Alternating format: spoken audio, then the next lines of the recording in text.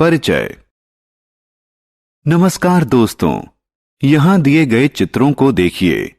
ऊंट, याक, गिलहरी, सांप सभी स्थलीय जीव हैं, लेकिन इनके भौतिक अभिलक्षण और व्यवहार एक दूसरे से काफी भिन्न हैं। इसी प्रकार कैक्टस, जल हायसिंथ और हाइड्रिला जैसे पादप भी अपने भौतिक स्वरूप और व्यवहार में परस्पर भिन्न हैं। सभी जंतु और पादप अपने परिवेश में जीवित रहने के अनुकूल विभिन्न विशेषताएं विकसित कर लेते हैं। आइए सजीवों और उनके परिवेश के बारे में और जानें।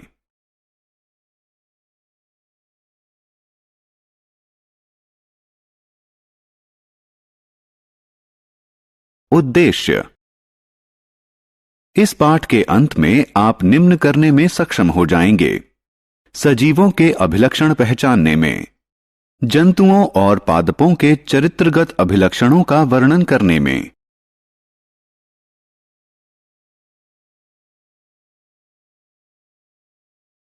सजीव। हम जानते हैं कि सजीवों, मनुष्य, जंतु और पादप को अपने परिवेश में जीवित रहने के लिए आहार की जरूरत होती है। उनके भौतिक रूप में काफी विभिन्नता होती है, लेकिन वे सभी अपने जीवन में बढ़ते और विकसित होते हैं। सभी सजीव जीवित रहने के लिए विभिन्न मूल प्रकारों वृद्धि, विकास, पोषण, श्वसन, प्रजनन और उत्सर्जन को क्रियान्वित करते हैं। उन्हें जीवित रहने और अपने परिवेश से प्रभावशाली संवाद के लिए आहार या किसी दूसरे प्रकार के पोषण की जरूरत होती है। कोशिका संगठन। अब हम सजीवों के विशिष्ट अभिलक्षणों का अध्ययन करेंगे जो इन्हें निर्जीवों से अलग करते हैं।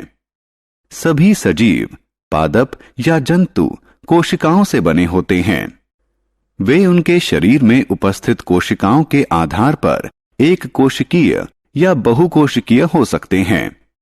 छोटे आकार के जीव जैसे कि अमीबा, पैरामीशियम एक कोशिका से बने होते हैं, इसलिए उन्हें एक कोशिकीय जीव कहते हैं। मनुष्य, कबूतर, आम का पेड़ बहुत सी कोशिकाओं से बने होते हैं, इसलिए इन्हें बहुकोशिकीय जीव कहते हैं।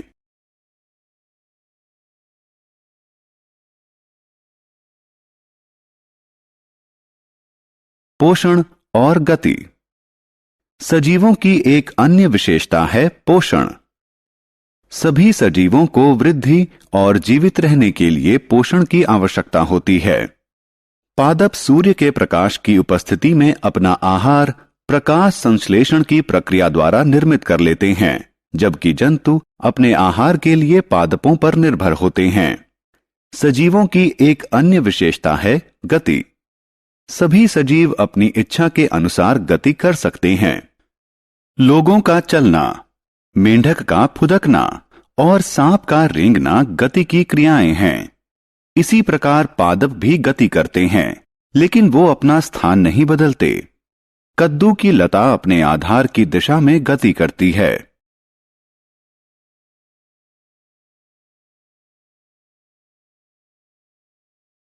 उद्दीपन के प्रति अनुक्रिया। जब आप किसी पौधे को खिड़की के पास रखते हैं तो देखते हैं कि वह सूर्य के प्रकाश की दिशा में मुड़ जाता है। इस विशेषता को उद्दीपनों के प्रति अनुक्रियात्मकता कहते हैं। इसी प्रकार जब हम एक गर्म बर्तन को छूते हैं तो अपने हाथ को पीछे खींच लेना हमारी स्वाभाविक अनुक्रिया होती है। अतः सजीव अपने परिवेश से ग्रहण उद्दीपनों के प्रति अनुक्रिया करते हैं।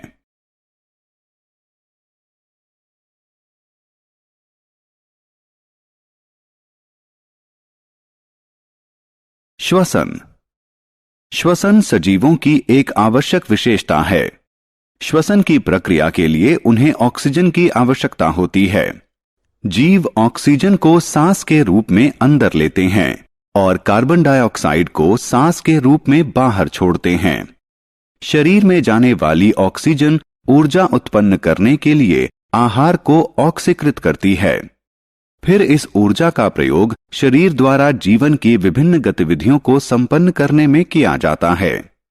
पौधे अपने पत्तियों और तनों के बाह्य परत पर उपस्थित सूक्ष्म छिद्रों की सहायता से श्वसन करते हैं।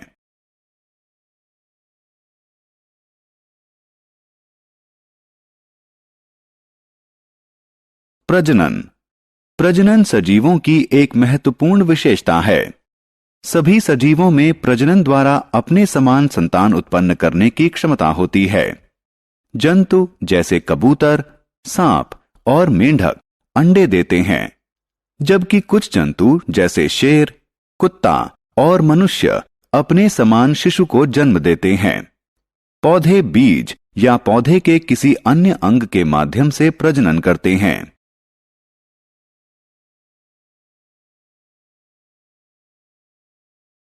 उत्सर्जन। जंतुओं को वृद्धि और विकास के लिए आहार की आवश्यकता होती है। हालांकि पाचन प्रक्रिया के दौरान शरीर में बहुत से अपशिष्ट पदार्थों का निर्माण होता है, जो शरीर के पोषण में किसी प्रकार का योगदान नहीं करते। इसीलिए वो हमारे शरीर से उत्सर्जित हो जाते हैं। शरीर से अपशिष्ट पदार्थों के निष्कासन के प्रक्रम को उत्सर्जन कहते हैं।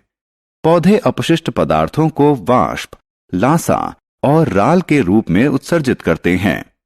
सभी सजीवों का जीवन चक्र सीमित होता है। भिन्न भिन्न पौधों और भिन्न भिन्न जंतुओं के लिए जीवन चक्र भिन्न भिन्न होता है, लेकिन अंत में एक दिन वो मरते हैं। सभी जीवों और पौधों की मृत्यु होती है।